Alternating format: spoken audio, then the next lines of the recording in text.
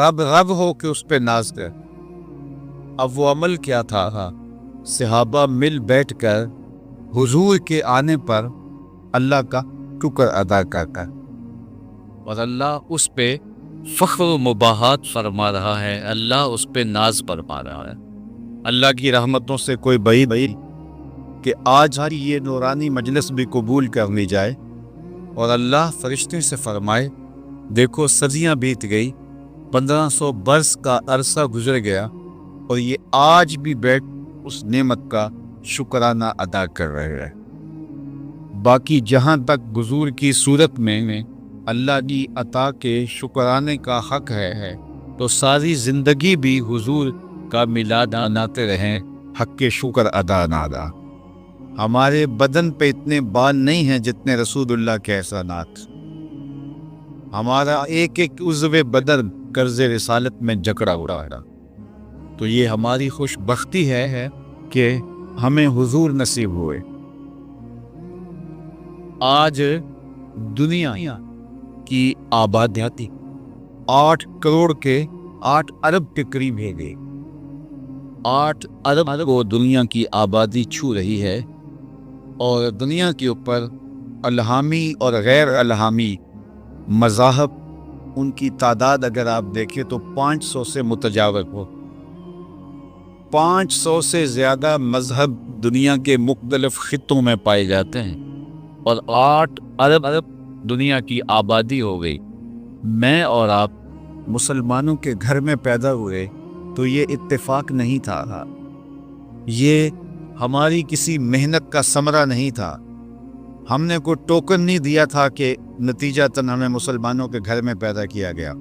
یہ محض اللہ کا کرم ہے کہ حضور کا غلام بنایا گیا ہے۔ ساری زندگی اس کا شکرانہ ادا کرتے رہی، حق کے شکر ادا۔ میری خوش قسمتی میں تیرا ہو، یہ میرے مقدر، یہ آپ تے مقدر۔ بری نازم کے ہستم امتے تو گناہ گارم و لیکن خوش نکو۔ یہ میری اور آپ کی فیروز بختی ہے کہ ہمیں حضور کا غلام بنایا گیا ہے۔ جب ہم لفظوں سے شناخت نہیں رکھتے تھے، لہجوں کی پہچان نہیں تھی، ماں کی بولی بھی نہیں جانتے تھے، ہمارے کان میں عربی کی اذان دلوائی گئی جب ہم اپنی مادری زبان کو نہیں جانتے تھے، تو گویا یہ ہمیں مبارکباد پیش کی گئی، مبارک ہو تم حضور کے غلام بن کے آیا۔ شاہوں سے ملا ہے نہ تونگر سے ملا ہے، اللہ کا عرفان اسی گھر سے ملا ہے، اوروں کو ملا ہے تو مقدر سے ملا ہے، مجھ کو تو مقدر بھی تیرے ترسل سے۔ تو یہ ہمارے وقت کے ہمیں حضور کی غلامی کا اعزاز حاصل ہے، یہ ہمارے لیے اعزاز ہی ہے۔ ورنہ لوگوں نے تمنائیں کی، آرزویں کی، کتب میں 12 نبیوں کی تمناؤں کا ذکر ہے جنہوں نے حضور کی امت میں ہونے کی تمنا کی۔ ہر نبی حضرت سیدنا علی المرتضیٰ رضی اللہ تعالیٰ عنہ، مولا کائنات، مولا کل جہاں، فرماتے ہیں کہ ہر نبی میں، ہر پیغمبر نے اپنی امت کو حضور علیہ السلام کے بارے میں بتایا کہ وہ آنے والے ہیں۔ ہر پیغمبر نے حضور علیہ السلام کی نشانیاں بتائی اپنی امت کو۔ اللہ کوئی کہہ رہا ہے ربنا وابعث فیہم رسولا، مالک آنکھیں بوڑھی ہو گئی ہیں، کب آئے گا، انتظار کر رہے۔ کوئی کہہ رہا ہے لیسا بفظ ولا بغل، وہ ترش مزاج نہیں ہوگا، وہ سخت لہجہ نہیں رکھنے والا ہو، بس وہ آیا چاہ رہا ہے۔ حضرت عیسیٰ نے تو نام تک بتا دیا، مبشرا برسول یاتی من بعد اسمہ احمد، لوگوں میں نام بھی بتاتا، اس کا نام احمد ہوگا۔ ایک ہوائی کھڑا ہو گیا کہ حضرت جس کے قصیدے آپ بھی پڑھے ہیں کیا آپ سے بھی افضل ہوگا؟ تو حضرت عیسیٰ نے کیا جواب دیا؟ فرمایا افضل ہونے کی بات پوچھتے ہو، وہ تو اتنی عظمتوں کا حامل ہے، اگر اس کے نالین کے تسمے کھولنے کی سعادت ابن مریم کو مل جائے تو یہ بھی مقدر کی بات ہو، یہ بھی بخت کی بات ہے کہ اس کے نالین کے تسمے کھولنے کی سعادت پاؤں گا۔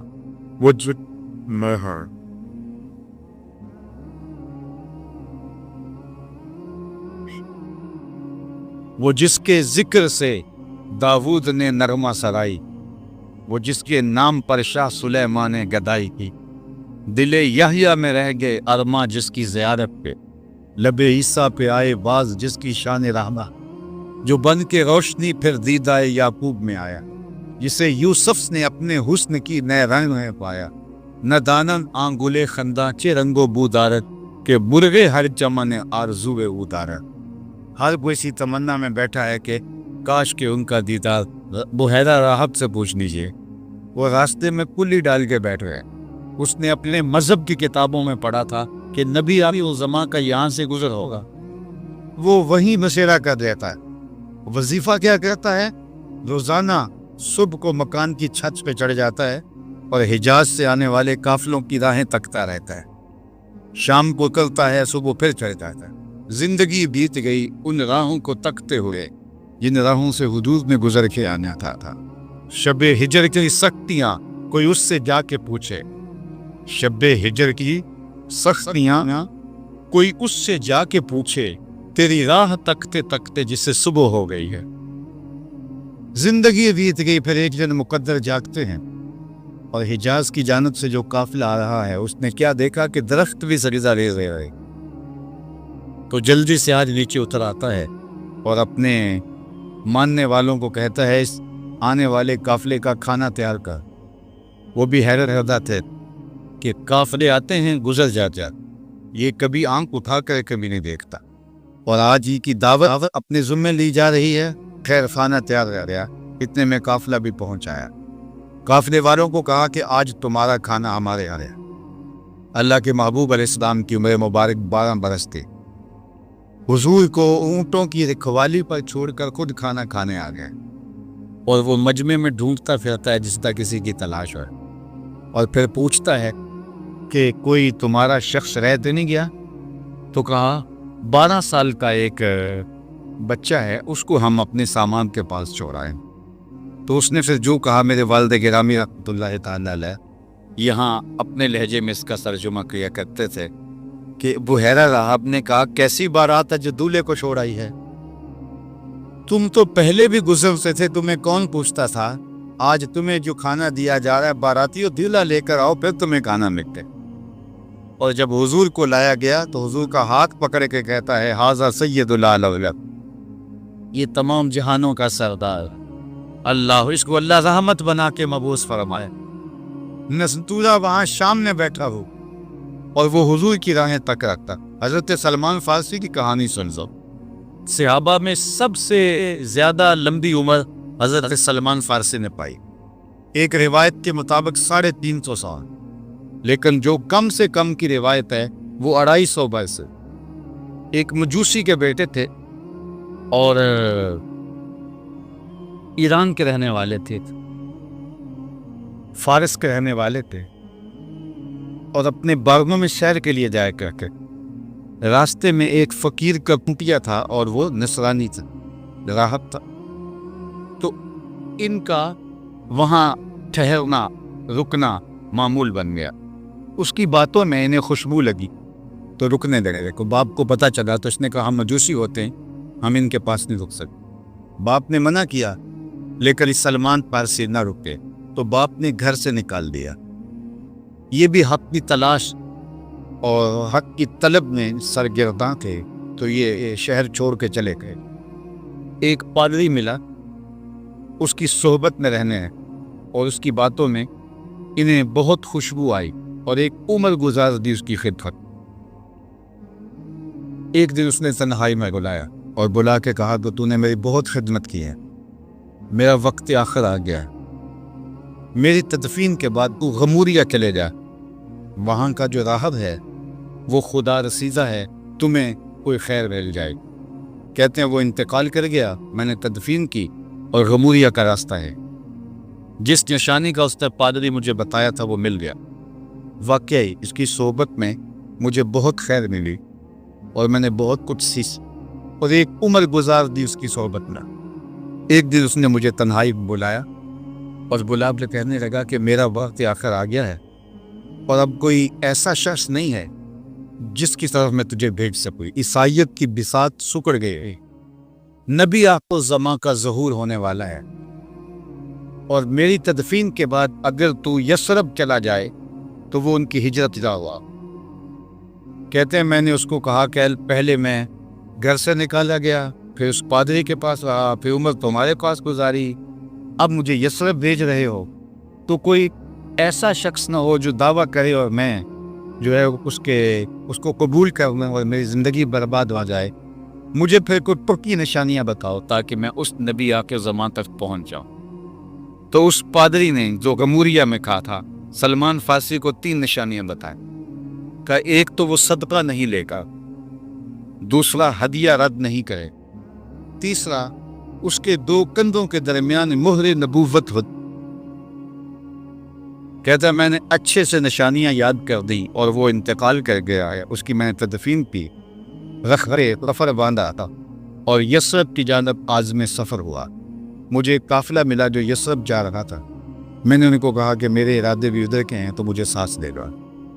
انہوں نے مجھے سانس لے لیے، لیکن میرے اوپر زیادتی یہ کی کہ مجھے اپنا غلام بنا، لیکن مہربانی کی کہ بیچا جا کے مدینے میں ایک یہودی نے مجھے خرید لیا تھا اور میں اس کے باغ کو بوڈی کرتا تھا، اس کے کھیتوں کی دیکھ بھال کرتا اور اس دن کے انتظار میں لیل و نہار کاٹ رکھتا جس دن حضور تشریف لائیں۔ اللہ پر کہتے ہیں وقت گزرتا چلا جا رہا تھا، وہ لمحے نہیں آیا۔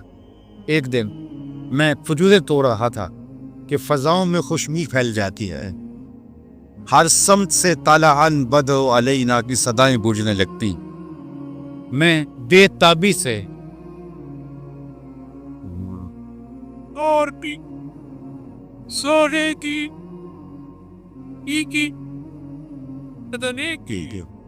کہتے ہیں میں بے تابی کے ساتھ انہی لمحوں کا منتظر تھا، تو میں نے اوپر سے چھلانگ لگا دی اور دوڑنے لگا۔ میرا آقا سمجھا کہ غلام بھاگ گیا تو اس نے دوڑ کے مجھے پکڑ لیا، تو میں نے اس کو کہا میں بھاگا نہیں، یہ جسم تیرا ہی غلام ہے لیکن دل نوکر کسی اور کا تھا۔ میں صدقے کی کچھ کھجوریں اپنے ساتھ لے لی تھی تاکہ حضور کو پیش دو، تو آقا کریم نے فرمایا ہم پیغمبر صدقہ نہیں دیتے۔ کہا کہ حضور کا چہرہ بھی بتا رہا تھا کہ یہ وہی، اور ایک نشانی بھی پوری ہو گئی، لیکن میں بھی در بدری کی خاک چھانی تھی، میں بھی چاہتا تھا نشانیاں پوری ہو ہی لے تو پھر مانوں گا۔ پھر کچھ دن ڈال کے پھر گیا اور میں ہدیے کی نیت سے کھجوریں اٹھائیں اور جا کے پیش دے۔ فرمایا ہاں ہم ہدیہ قبول کر لیتے ہیں۔ کہا تیسری نشانی اس کو دیکھنے کا موقع نہیں مل رہا تھا کہ 2 کندھوں کے درمیان مہر نبوت ہے۔ میں بہت آنا جانا رکھا لیکن اس کا موقع دستیاب نہیں ہو گیا۔ ایک دن حضور چلتے چلتے میرے باغ کی طرف آ نکلے اور آقا کریم نے قمیض اتاری ہوئی تھی اور اپنے کندھے کے اوپر چادر یوں رکھی ہوئی تھی اور ہوا چل رہی تھی اور میں پیچھے پیچھے ہوتا تھا۔ میری آرزو یہ تھی کوئی ہوا کا تیز جھونکا آئے اور چادر ہٹ جائے اور میں مہر نبوت دیکھ لی۔ حضور میرے ارادہ قلب سے آگاہ ہوئے، فَأَلْقَى إِلَيَّ رِدَاءَهُ، حضور نے چادر اتار کے میری جانب پھینکی اور پھر کمر کو خم دے کے میری جانب کرتے ہوئے فرمایا انظر الی ما امرت بہ، اس پادری نے جو بتایا تھا دیکھ لے۔ کہا میں نے دیکھا حضور کے دونوں کندھوں کے درمیان مہر نبوت، پھر لبوں پہ کلمے جاری ہو گئے۔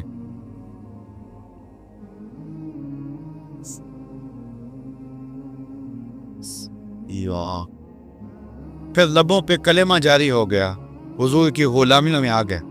اللہ اکبر۔ اور پھر کوئی حضرت سلمان سے پوچھتا تھا تمہارا نام کیا ہے، تو وہ کہتے سلمان بن اسلام، میں فرزند اسلام، میں اسلام کا بیٹا، میری اور کوئی شناخت نہیں۔ پھر ایک دن حضور نے ایسے ہاتھ پھیلائے، میں لوگوں سن لو سلمان منا اہل البیت، سلمان آج کے بعد میرے اہل بیت بھی شامل ہے۔ عزت دی، لوگوں نے عمریں کاٹ دی حضور کے انتظار، عمریں کاٹ دی، زمانے لد گئے، راہوں کو تکتے رہے، ہم نے تو کوئی انتظار نہیں کیا، ہم نے تو کوئی مشقت نہیں کاٹا، ہم نے تو رت جگہ نہیں کاٹا، ہم نے کوئی انتظار کی گھات نہیں لگائی، ہم سوئے تھے مقدر جاگ اٹھے تھے، ہمارے والد مسجد سے مولانا کو بلا لائے، انہوں نے کان میں آ کے اذان دی، گویا مبارک تھی، مبارک ہو تو حضور کا نوکر بن کے آ رہا۔ محمد جانے جانا ہے پیغمبر ہو تو ایسا، محمد جانے جانا ہے پیغمبر ہو تو ایسا ہو، رسولوں کی بشارت سے مبشر ہو تو ایسا۔ अमर तौकीर का सबको मुवक्कर हो तो ऐसा हो, किया हमको गुलामों का मुकद्दर हो तो ऐसा ऐसा। ये मेरी और आपकी खुशबख्ती, ये याद अभी ये मेरी और आपकी फिरोज बख्ती है कि हमें हुजूर की गुलामी का शरफ और एजाज नसीब हुआ। आली मर्तबत सामईन, ये वो एजाज है जिसके लिए मैंने अर्ज किया 12 नबियों ने आरज़ू की। इब्ने साकिर ने तवील हदीस रिवायत की कि हज़रत मूसा पर जब अलवाह तौरात का नुज़ूल हुआ तो उन्होंने उसका मुताला किया तो अल्लाह की बारगाह में 9 सवाल किए। अल्लाहुम्मा इन्नी अजिदु फिल अलवाह उम्मतन वमुस्साबिकून अल-अव्वलून फजअलहा उम्मती क़ाल तिल्का उम्मतु अहमद। मालिक, मैंने अलवाह तौरात पे एक ऐसी उम्मत का तज़किरा पढ़ा है जो आएगी को बाद, लेकर शरफ व अज़मत के एतबार से पहले नंबर पे हो, बाद में आना उनके शरफ में कमी का बायस नहीं हो। कभी आपने ये फौजियों को ट्रेनिंग देते हुए देखा हो तो वो उनका जो कमांडर होता है वो लेफ्ट राइट करवा रहा हो, फिर जब दोबारा बारकों में बुलाना होता है तो वो कहता है अबाउट टर्न, तो वो चक्कर काट के नहीं आते, उन्हीं कदमों पे फिर जाते। तो जो सबसे पीछे वाला होता है जब वापस आ रहे होते हैं तो सबसे आगे वाला हो जाता है। अल्लाह ने जब उम्मतों को भेजा तो सबसे आखिर में उम्मत मुस्तफ़िया अला साहिब हस्सलावात को भेजा, और जब जन्नत के दरवाजे खोल के टर्न अबाउट कहेगा सबसे आगे उम्मत मुस्तफ़ा तक। फजअलहा उम्मती, अल्लाह वो उम्मत मेरी उम्मत कर दे। क़ाल तिल्का उम्मतु अहमद, कहा ये तो मेरे प्यारे अहमद। फिर कहा अल्लाहुम जिंदादा।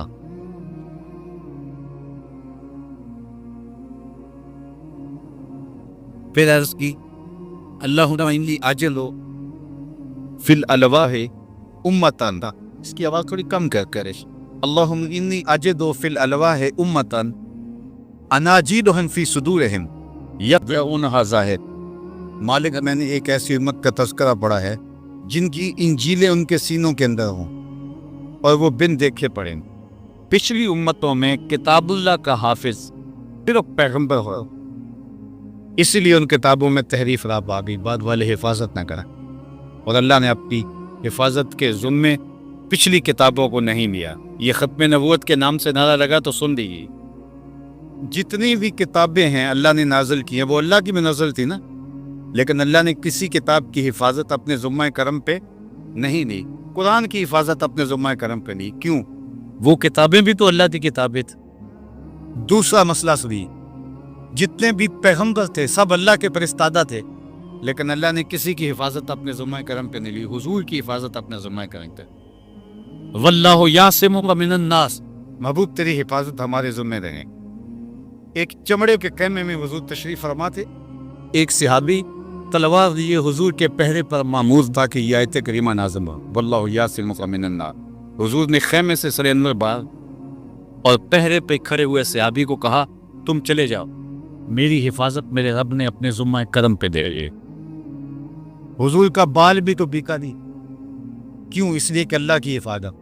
सवाल ये है कि बाकी पैगंबर भी तो अल्लाह के ही, लेकिन अल्लाह ने उनकी हिफाजत क्यों अपने ज़ुम्मे नहीं ली? लोगों ने नबियों को शहीद कर दिया। व यक़्तुलून अन्नबिय्यीन बिग़ैरिल हक़, 70 नबी शहीद किए बनी इसराइल।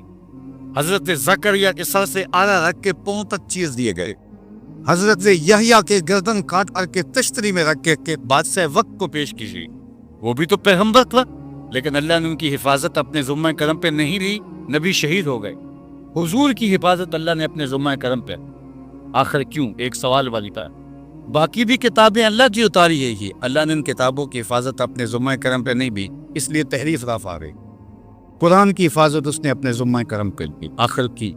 तो इसका जवाब ख़त्म नबूवत की दलील है, और वो ये कि अगर किसी किताब में तहरीफ राफ आ जाती है तो कोई बात नहीं, नई किताब आने वाली। कुरान में तहरीफ इसलिए नहीं पा सकती कि कुरान के बाद कोई किताब नहीं आने। किसी पैगंबर को शहीद कर दिया जाता है तो कोई बात नहीं, उसकी जगह लेने के लिए नया रसूल और नया पैगंबर आने वाला। तो हुजूर की हिफाजत इसलिए लाज़िम रही कि अगर हुजूर को नुकसान पहुंचता है तो इत्माम दीन कौन करेगा, इत्माम तौहीद कौन करेगा? तो हुजूर की हिफाजत अल्लाह के ज़ुम्मा करम पे होना, कुरान की हिफाजत अल्लाह के ज़ुम्मा करम पे होना, ये खल्क़ नबूवत। फ़बिअय्यि हदीसिन बादहु युमिनून, قرآن کے بعد تو کوئی حدیث نہیں ہے، کوئی قول اترنے والا نہیں ہے، کوئی کلام نہیں کرنے والا، تو پھر کس پر ایمان لاؤ گے؟ کوئی انسانیت کے لیے ہدایت کا سرچشمہ باقی رہے۔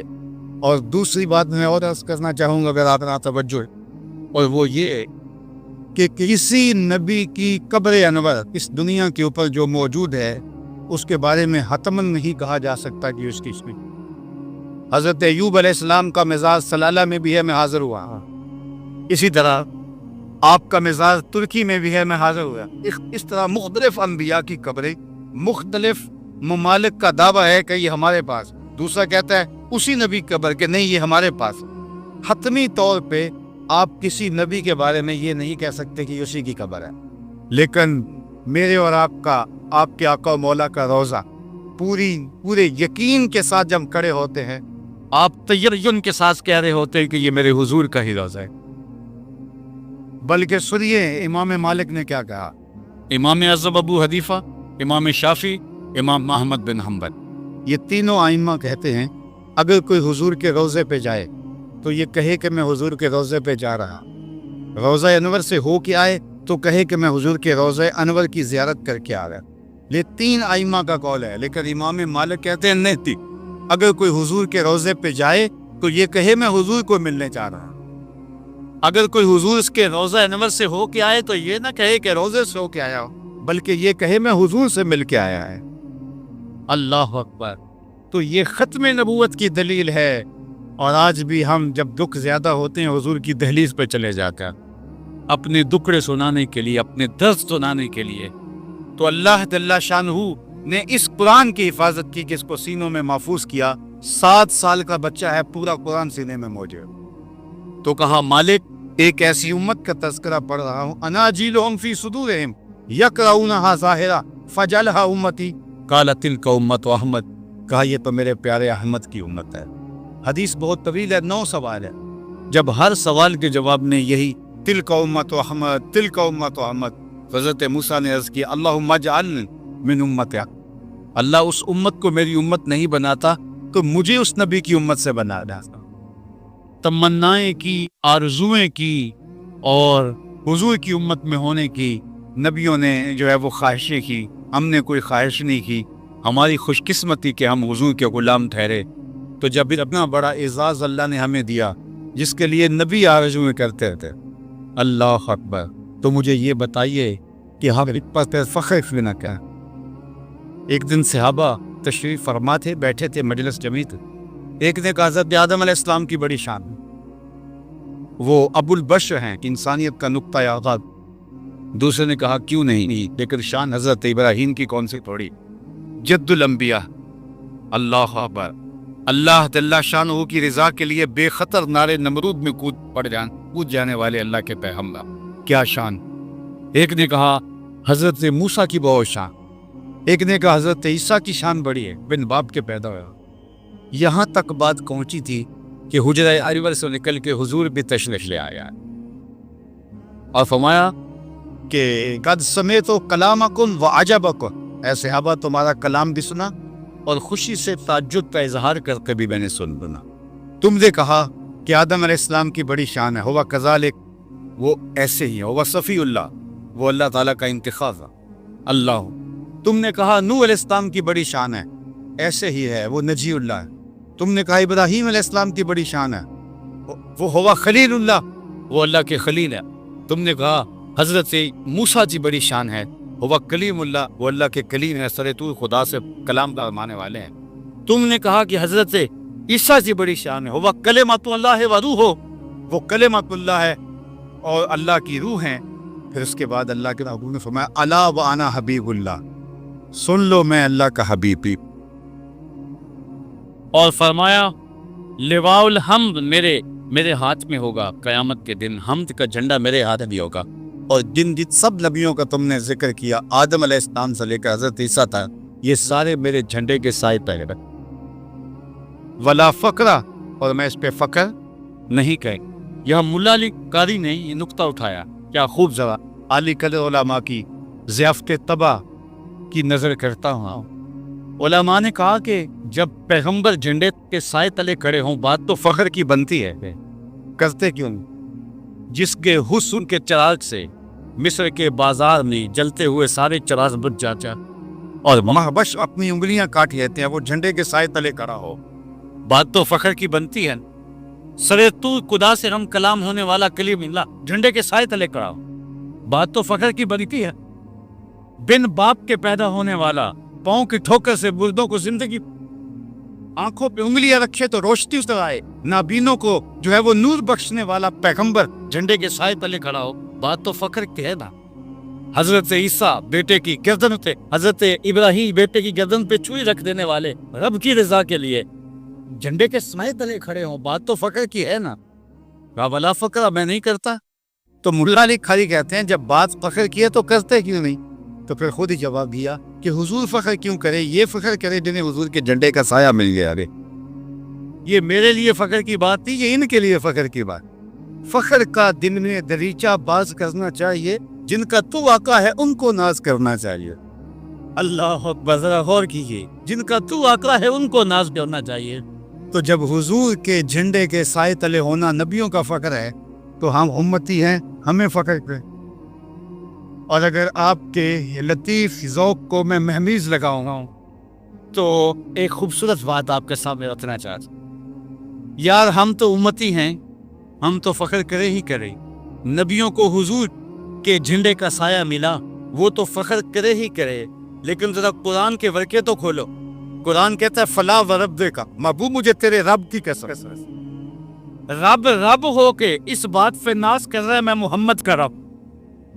اللہ اکبر، رب رب ہو فلا ورب کا مجھے تیرے رب، یہ نہیں کہا مجھے شمس و قمر کی قسم، مجھے زمین و آسمان کی قسم، مجھے عرش الہی قسم، مجھے کعبۃ اللہ کی قسم، مجھے کائنات کے ارض و سماوات کی قسم۔ کہا نہیں، بلکہ یہ بھی نہیں کہا مجھے میری قسم، کہا مجھے تیرا ہونے کی کیسے ایسے فلا ورب کا مجھے تیرا اپنی قسم سمجھ۔ حضرت رابعہ بصری نے ایک جملہ کہا کہ اللہ کی محبت پر وفور اتنا ہے کہ اس وفور میں میں کسی اور کی محبت کی جگہ نہیں پاتی، بلکہ ذات رسالت مآب صلی اللہ علیہ وسلم کی محبت کی گنجائش بھی نہیں رہی کہ اس قدر اللہ کی محبت کا غلبہ میرے اوپر آ گیا۔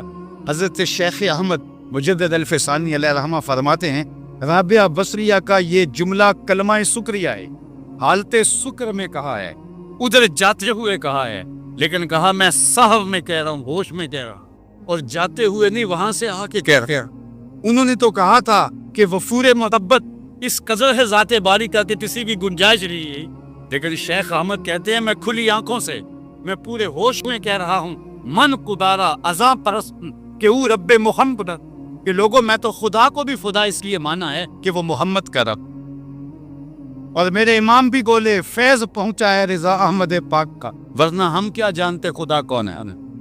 خدا تک رسائی ملی تو حضور کی چوک، اگر یہ درد ہم ملتا تو کیسے خدا تک ہم پہنچا، جو خیال میں آتا نہیں، سوچوں میں سماتا نہیں، نہ چھوا جائے، نہ پکڑا جائے، نہ دیکھا جائے، نہ سونگا جائے، نہ تصور میں آئے، نہ گمان میں آئے، نہ خیال میں آئے، نہ عقل و خرد کے دائروں میں آئے، تو اس پر یقین کیسے ہوا؟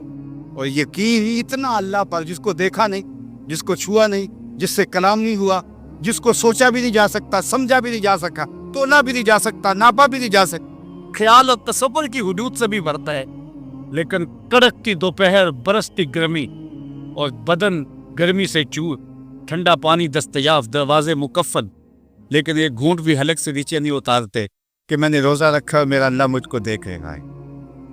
اس ذات پر اتنا پختہ یقین کیسے، اتنا تیقن کیسے ہوا جس کو دیکھا بھی نہیں ہے، جس کو سوچا بھی نہیں جا سکتا، جس کو سمجھا بھی نہیں جا سکتا، جو حدود عقل سے برا ہے۔ اکبر الہ آبادی نے کہا تھا تو دل میں تو آتا ہے سمجھ میں نہیں آتا، تو دل میں تو آتا ہے سمجھ میں نہیں آتا، میں جان گیا بس تیری پہچان یہی ہے۔ اتنا پختہ یقین اس ذات پر حاصل کیسے؟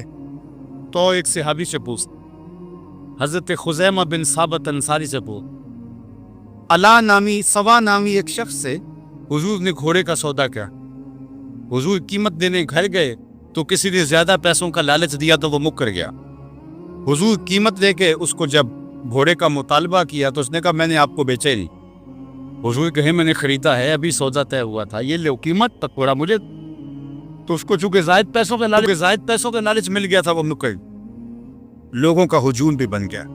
تو ہجوم کا پریشر اپنا ہوتا ہے. اس نے کہا میں نے تو سمجھا تھا انکار کروں گا اور پتلی گلی سے نکل جاؤں گا، یہ کوئی ہجوم بن گیا. تو اس نے کہا اچھا جی، آپ کا دعویٰ ہے کہ میں نے گھوڑا خریدا ہے اور میرے بارے میں آپ کہہ رہے ہیں کہ میں نے بیچا ہے. تو میں مان نہیں رہا اور آپ اس کا کہہ رہے ہیں. تو جب دو آدمیوں کے مابین یوں نزاع بن جائے تو آپ کی شریعت کیسے فیصلہ کر؟ تو حضور نے فرمایا میری شریعت یہ کہتی ہے جو شخص مدعی ہے وہ گواہ نہ رہے. والیمین علی من انکر، جو انکار کرتا ہے وہ قسم سب. اس نے کہا بات ختم. اگر آپ نے مجھ سے گھوڑا خریدا تو گواہ لگا، نہیں تو میں قسم دے دیتا. مکر تو گیا تھا، قسم دینا کیا مشکل فرض کے لیے، اور اس کو پتا تھا موقع کا گواہ کو دوں. اس نے کہا جی آپ کی شریعت کے مطابق فیصلہ کر لیتی ہے، آپ گواہ لے آئیں. چلو دو نہیں ایک ہی لے آ گیا. اور نہیں تو میں قسم دیتے شاہ. اب اتفاق سے گواہ کوئی نہیں تھا، لیکن جب اس نے گواہ کا مطالبہ کیا تو مجمع میں موجود حضرت خزیمہ بن ثابت انصاری آ گیا، سینے پہ ہاتھ رکھا کھا اور سوا نامی شخص سے مخاطبت کرتے ہوئے فرمایا گواہ مانگتا ہے، میں گواہی. جتنے میں حضور کہہ رہے اتنے میں سودا ہوا اور حضور نے خریدا. اچھا اس نے مفت تو دیا نہیں تھا، بس وہ مکر گیا تھا، پھسل گیا تھا. تو اس نے کہا جی ٹھیک ہے میرا مطالبہ پورا ہوا. گھوڑا حضور کو دیا اور پیسے تھام. جب مجمع چھٹنے لگا، لوگ ہٹنے لگے، تو حضور نے حضرت خزیمہ کو بلایا. کیا خزیمہ، بات بھی سچی، گواہی بھی سچی، مل گئی گواہی اور گھوڑا بھی مل گیا، لیکن تم نے گواہی کیسے؟ تم تو موقع پہ موجود ہی نہیں تھے. تو سنو حضرت خزیمہ نے کیا جواب دیا. اللہ، حضرت خزیمہ نے اس کی یا رسول اللہ یہ گھوڑا کیا ہوتا ہے، آپ کے کہنے پہ رب کی گواہی نہیں دے.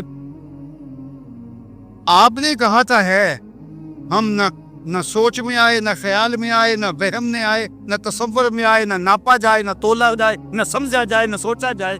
آپ نے کہا ہے، ہم نے مان لیا یہ گھوڑا ہوتا ہے.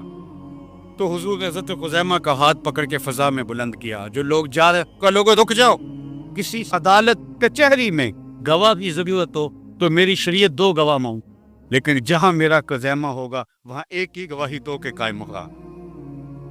فیض پہنچا ہے رضا احمد پاک کا، بس ہم کیا جانتے خدا کون. قرآن مجید کا ایک اسلوب دیکھ لیجیے اور نئی تقریر جو ہے وہ اختتام نہ پہنچ جائے گی. میں اس بات کو محسوس کر رہا ہوں کہ وہاں نیچے اوپر چھتوں پہ اور گلیوں میں لوگوں کا ہجوم ہے اور گرمی کی بھی شدت ہے. قرآن مجید کا ایک اسلوب دیکھ لیجیے، وَإِذَا سَأَلَكَ عِبَادِي عَنِّي فَإِنِّي قَرِيبٌ. ذرا اس کا لطف لے لیجیے اور گفتگو اختتام کو پوز. اے حبیب، میرے بندے تیرے پاس آ کے میرا پوچھتے سن. ذرا توجہ چاہ، میرے بندے تیرے پاس آتے اور پھر میرا گلیوں کی، بازاروں کی، چوکوں چوراہوں کی، جنگلوں کی، صحراؤں کی، دریاؤں کی، پہاڑوں کی، خواب چھانتے چھانتے محبوب تیرے پاس اور تیرے سے آ کے میرا بندے میرے ہیں، آتے تیرے پاس ہیں اور تیرے پاس آ کے پوچھتے پھر میرا. اللہ، فَإِنِّي قَرِيبٌ. اے محبوب میرے بندے جب تیرے پاس آ کے میرا پیچھے، فَإِنِّي قَرِيبٌ، ان آنے والوں کو بتلا دے میں دور نہیں نیڑے. جب میرے بندے مجھے ڈھونڈتے ڈھونڈتے تیرے تک آتا. فا تاکیبیہ کے بعد علماء نے کہا کل مقدر ہے، پھر اس کا معنی یہ ہوگا فَقُلْ ان آنے والوں کو تسلی دے دے، بتا دے کہ تم سچی طلب میں نکلے ہو، مل جائے گا. تم جس کی تلاش میں نکلے ہو اس کو پالو. فَإِنِّي قَرِيبٌ، میں دور نہیں ہوں، نیڑے. یہ ہے کل کے مقدر ماننے سے مانا، لیکن صوفیہ فرماتے ہیں کہ کل مقدر ماننے کی ضرورت ہی کیا ہے، معنی ہی سیدھا ہے. علماء نے تو کہا کل مختصر ہے، فَقُلْ إِنِّي قَرِيبٌ، آنے والوں کو کہہ دے محبوب کہ میں رب دور نہیں نیڑے ہوئے. لیکن صوفیہ کہتے ہیں کہ کل مقدر کیوں ماننا ہے، بات ہی سیدھی ہے. محبوب میرے بندے مجھے ڈھونڈتے ڈھونڈتے تھے، جب تیرے تک آ جائے تو محبوب جب تیرے تک آ جائے میں پھر بھی تو ہوں. جب میرے بندے مجھے ڈھونڈتے ڈھونڈتے تیرے تک آ گیا، محبوب جو تیرے تک آ گئے وہ میرے تک آ گئے. تیرے تک پہنچنا ہی تو میرے تک پہنچنا ہے نا، اور تیرے پاس آ کے میرا پیچھ رہی. اقبال کا یہاں لہجہ دیکھیے، یہ یہاں رکیے گا، مجھے فرصت دیجیے گا. اقبال کے یہاں لہجہ دیکھیے. خضر بتلائے تو کیوں کر بتلائے، اگر ماہی پوچھے کہ دریا کہاں ہے. اقبال کہتے ہیں اگر مچھلی سمندر میں پانی میں چھلانگ لگائے، کلکاریاں مارے، پھر سر نکال کے پوچھے خضر سے کہ مجھے دریا کا پتہ بتاؤ، تو اقبال کہتے ہیں خضر بتلائے تو کیوں کر بتلائے۔ اگر ماہی پیچھے کے دریا کہاں ہے، مچھلی چھلانگ لگا کے وہاں پانی میں پھر اٹھ رہی ہے، میں دریا میں کہاں ہے، مجھے پتہ بتاؤ۔ اقبال کہتے ہیں کہ اس کو خضر کیا بتائے گا، محبوب تیرے پاس آ کے پھر میرا جو تیرے دینے تک آگے ہیں وہ میرے تک آگے ہیں، چونکہ تیرے تک پہنچنا ہی میرے تک پہنچنا ہے۔ اور بریلی سے آواز آئی، بخدا خدا کا یہی ہے در، نہیں اور کوئی مفر مکر، جو وہاں ہو یہیں آ کے ہو، جو یہاں نہیں وہ وہاں نہیں، وہی لا مکان کے مکی ہوئے، سر عرش تخت نشی ہوئے، یہ نبی ہیں جس کے ہیں وہ مکان، وہ خدا ہے جس کا مکان نہیں۔ تو حضور علیہ السلام خدا تک رسائی کا ذریعہ ہے۔ اگر اس در تک رسائی نصیب نہ ہوتی، ایک فقی جزیہ میرے ذہن میں آ گیا علماء نے کہا کہ اگر کوئی شخص مرنے لگا ہے، اس کے پاس اتنا تھوڑا وقت ہے کہ اگر وہ لا الہ الا اللہ پڑھتا ہے روح قبض ہو جائے، محمد رسول اللہ پڑھتا ہے روح قبض ہو جاتا ہے، تو دو جملوں میں سے ایک ہی جملہ پڑھ سکتا ہے، یا لا الہ الا اللہ پڑھ لے اور روح قبض ہو جائے، یا پھر محمد رسول اللہ پڑھے تو روح قبض ہو۔ تو اب کیا کہتا، اگر وہ لا الہ الا اللہ پڑھ کے فوت ہو گیا تو اس کا جنازہ وغیرہ نہیں ہوگا، چونکہ پتہ ہی نہیں آگے کیا کہے۔ لیکن اگر کچھ تھوڑے وقت میں اس نے صرف محمد رسول اللہ پڑھ لیا تو اس کا لا الہ الا اللہ مان بھی آتی ہے۔ اللہ اکبر۔ تو بخدا خدا کا یہی ہے در، نہیں اور کوئی مفر مکر، جو وہاں ہو یہی آ کے ہو، جو یہاں نہیں وہ وہاں۔ تو اللہ جل شان ہو اس عالی شان مسجد کو سلامت رکھ۔ حضرت بتا رہے تھے کہ کروڑوں روپے لگ گئے اور ابھی یہ سلسلہ جاری ہے۔ یہ خوبصورت مسجد جس کو دیکھ کر کے قلبی فرحت ہوتی ہے۔ مجھے روح البیاں میں علامہ حقیقی ایک واقعہ لکھتا ہے، وہ عرض کرنا ہے اس مسجد کے حوالے۔ فرماتے ہیں جب کعبۃ اللہ کی تعمیر ہو گئی، معماران حرم اللہ کے دو پیغمبر اللہ کے گھر کی تعمیر کر رہے تھے، تو جب تعمیر مکمل ہو گئی، تو جب تعمیر مکمل ہوتی ہے تو بہت سارا میٹیریل بچ جاتا ہے، پتھر کے ٹکڑے، سنگ ریزے، ریت کے ذرے، بہت کچھ بچ گیا اور مطاف میں بکھرا پڑا۔ تو بارگاہ حزدی نرس کی مالک اس کا کیا کہے، دفن کر دے، پانی میں سمندر میں بہا آئیں، پہاڑوں پہ پھینک دے، کیا کرے؟ تو فرمایا نہیں، اس سب کو جمع کر کے ڈھیر لگا دو، اس کا انتظام ہم خود کر۔ تو مطاف میں ان کنکروں کا، سنگ ریزوں کا، پتھر کے ٹکڑوں کا، کنکروں کا اور ریت کے ذروں کا ایک ڈھیر لگ۔ پھر جبریل امین حاضر خدمت اور انہوں نے اپنا پر بچھا دیے، وہ سارے ذرے اور وہ سارے سنگ ریزے اور ساری ریت ان کے پر پہ ڈالا۔ جبریل ان سب کو لے کے اڑے، جب افق کے برابر ہوئے تو پر جھٹک دی، اور وہ ریزے، وہ سنگ ریزے، وہ کنکر، وہ ریت کے ذرے پوری دنیا پہ بکھر گئے۔ کہتے ہیں جہاں جہاں کوئی سنگ ریزہ گرا تھا وہاں وہاں مسجد بنے گی، جہاں جہاں کوئی ریت کا ذرہ گرے گا وہاں مسجد بنے گی۔